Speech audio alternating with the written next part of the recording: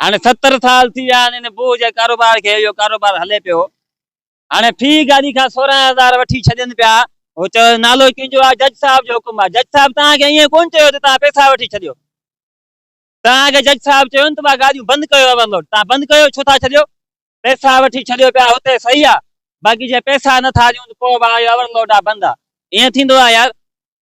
एतिरी परेशानी तव्हांखे न? परेशानी इहा आहे, असांजा बच्चा बुख ते वेठा आहिनि। हाणे ही ड्राइवर चकर हणी ईंदो आहे 5 ॾींहंनि जो, 2500 रुपया हुनखे बचंदा आहिनि। हाणे हिकु ड्राइवर खां पुछा कर फैमिली तुंहिंजे पोयां घणी आहे, उहो बचनि खे छा कराईंदा। हिननि जो मुतालबो इहो आहे त असां पंहिंजी सिंधी क़ौम खे गुलाम करे, हिननि जा ॿार बच्चा रोडनि ते कढाए, हिननि खे पिनराए, हिननि खे दलील करे, हिननि खे गुलाम करे वेठा हुजूं। अबा गुलाम असां अलाह जा थींदासीं। ॾियो त पोइ तव्हां वञो, पोइ तव्हां वञो, पोइ कुझु बि न आहे, पोइ तव्हां हलिया वञो, पोइ तव्हां नंबर जो सिस्टम आहे। अब कंहिंजी गाॾी आहे, फलाणे खान जी गाॾी आहे। अब ईअं थींदो आहे यार। छो हे छा हिते असां छा खाईंदा? मज़दूर हिन वक़्तु जेके बेरोज़गार हूंदा, अलाए केतिरा मज़दूर बेरोज़गार आहिनि। 2 लख मज़दूर भाननि जा, सॼे हिन जा, दादू जा, मेड़ जा, खेरपुर जा, ककड़ जा, उहे काॾे वेंदा? हुननि जा बच्चा छा खाईंदा? ईअं न थींदो आहे।